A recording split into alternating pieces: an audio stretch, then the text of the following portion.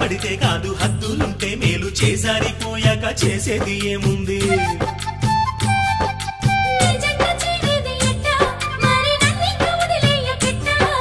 నన్నిట్ట వేధించకే ఓ భామ నీ మనసు మార్చేసు